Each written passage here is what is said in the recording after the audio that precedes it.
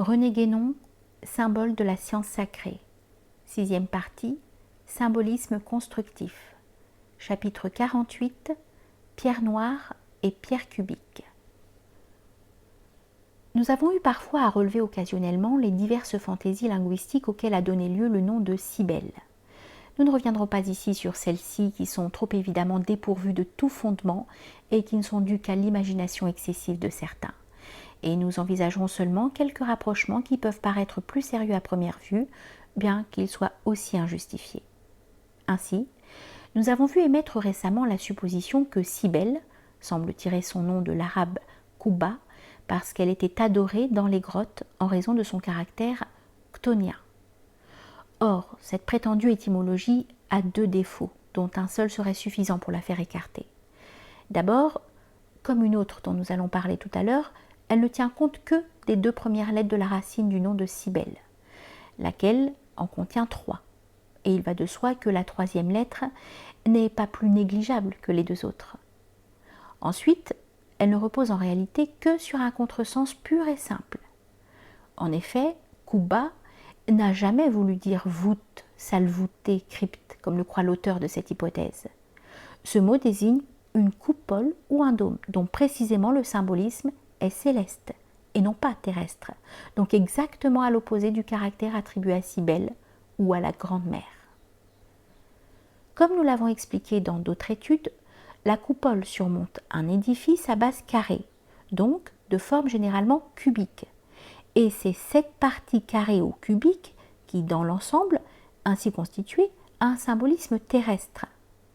Ceci nous amène directement à examiner une autre hypothèse qui a été assez souvent formulée au sujet de l'origine du même nom de Cybèle et qui a une importance plus particulière pour ce que nous proposons présentement. On a voulu faire dériver Koubélé de Koubos, et ici du moins il n'y a pas de contresens comme celui que nous venons de signaler.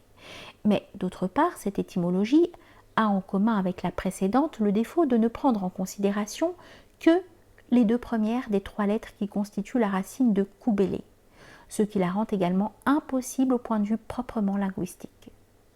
Si l'on veut seulement voir entre les deux mots une certaine similitude phonétique qui peut, comme il arrive souvent, avoir quelque valeur au point de vue symbolique, c'est là tout autre chose.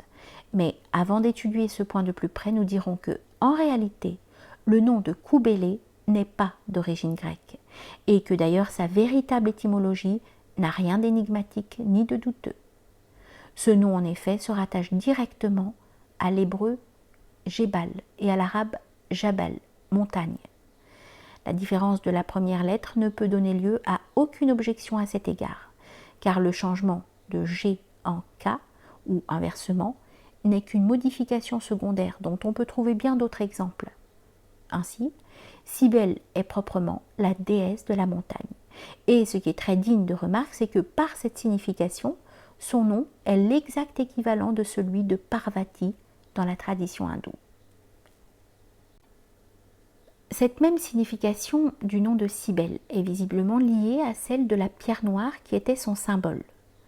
En effet, on sait que cette pierre était de forme conique, et comme tous les béthyles, de même forme, elle doit être regardée comme une figuration réduite de la montagne en tant que symbole axial. D'autre part, les pierres noires sacrées étant des aréolites, cette origine céleste donne à penser que le caractère chtonien auquel nous faisions allusion au début ne correspond en réalité qu'à un des aspects de Cybèle.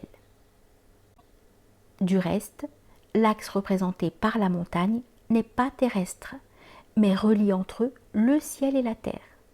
Et nous ajouterons que c'est suivant cet axe que symboliquement doivent s'effectuer la chute de la pierre noire et sa remontée finale, car il s'agit là aussi de relations entre le ciel et la terre.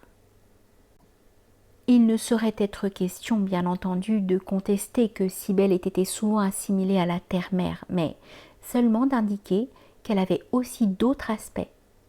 Il est d'ailleurs très possible que l'oubli plus ou moins complet de ceux-ci, par suite d'une prédominance attribuée à l'aspect terrestre, ait donné naissance à certaines confusions, et notamment à celle qui a conduit à assimiler la pierre noire et la pierre cubique, qui sont cependant deux symboles très différents.